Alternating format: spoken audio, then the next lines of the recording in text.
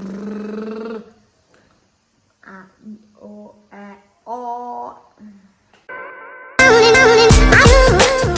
Hi, welcome to Austina Permana Speaks English.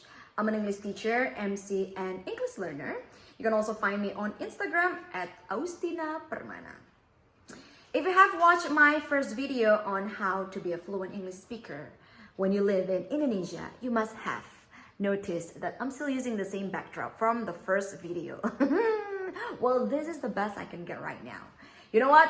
Shout out to my brother and his pregnant wife who helped me set up this DIY backdrop.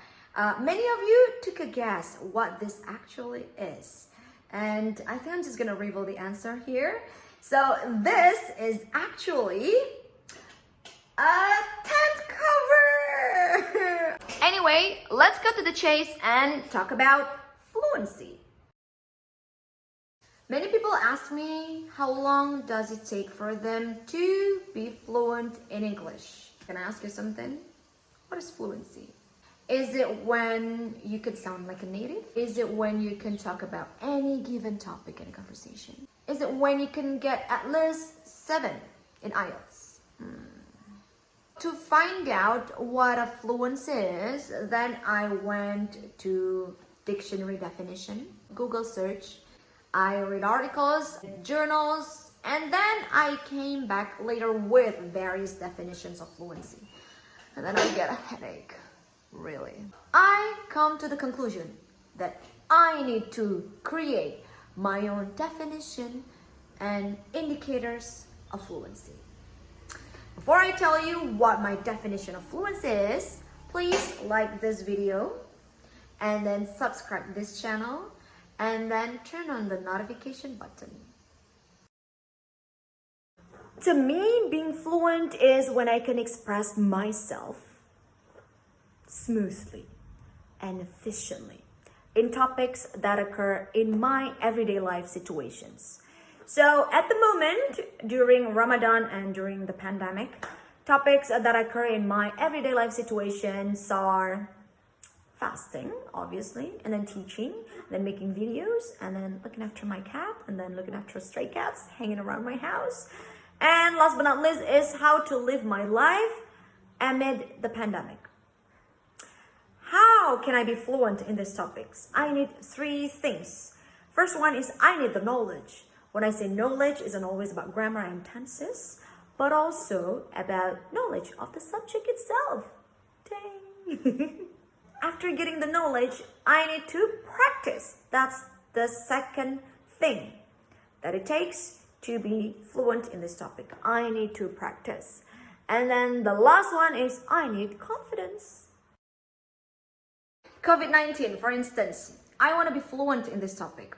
Why? Because this is a topic that everyone in this world can easily relate with. So whenever I have a conversation with someone in English, let's say with my student, and then I want to start off with a small talk, I would definitely go with this topic. And then how can I be fluent in this topic? First, I need to read lots of articles about COVID-19. I need to watch news, I need to listen to podcasts talking about this to get the knowledge and then to get the useful vocabularies. After I get these useful vocabularies, after I gain the information about COVID-19, then I need to do step 2. I need to practice them.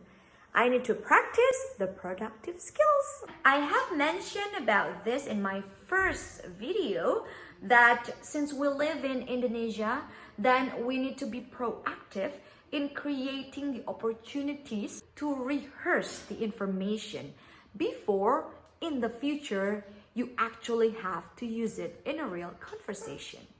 The more opportunities you create, the more confident you are. If you agree with my definition of fluency, now you can start off listing topics that you want to be fluent in. You can start with daily topics. It can be about work, it can be about your marriage, it can be about your husband or boyfriend or girlfriend or wife, it can be about your job, it can be about everything that occur on day-to-day basis. And then the second one is topics that you are passionate about. Because I believe that everybody are always excited, are always happy to talk about or to be able to express themselves in topics that they are passionate about, right? And the third one is topics that whenever you imagine yourself talking about these topics, you would always get excited. For example, I always get excited and I always want to be able to talk about chronology in a conversation. Let's say that when I have an embarrassing moment and then I share this experience with my friends in conversation in English, I really want to be able to give a vivid description, you know, like they can vividly imagine what really happened to me at that moment. That's the kind of topics that I want to be fluent in. And I would put that in my list. One thing that I bear in mind is that there is no finishing line for fluency.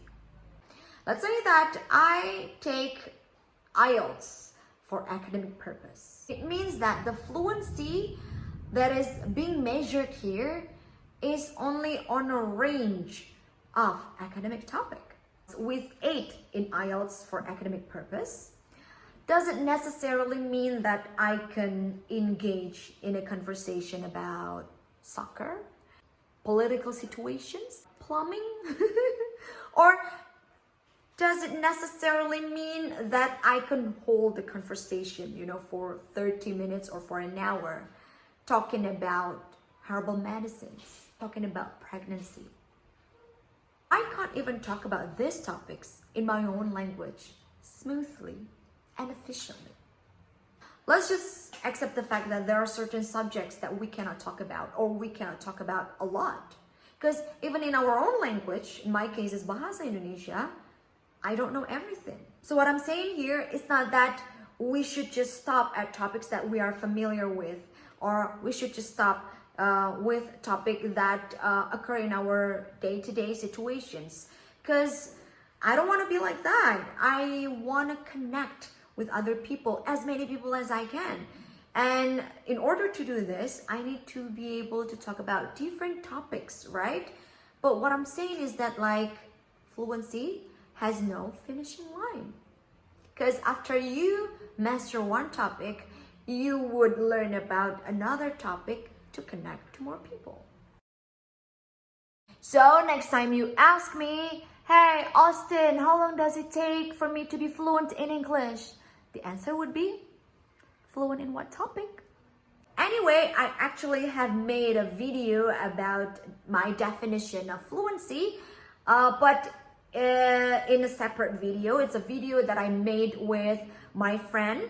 Shout out to Giffa. So we made this video 2 years ago. It's not only me sitting and explaining, it's like a video with lots of clips, it's a video, I don't know what type of video it is. Once again, video making isn't my expertise, so I still need to learn about it. So that's why I don't have the vocabularies to describe the type of video that we made. I will give you the link in the description box.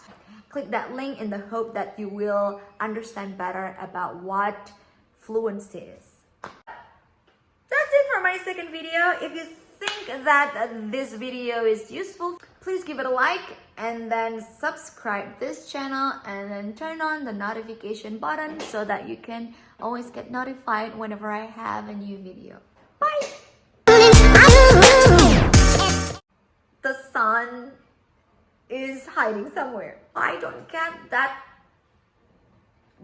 glowy, dewy skin.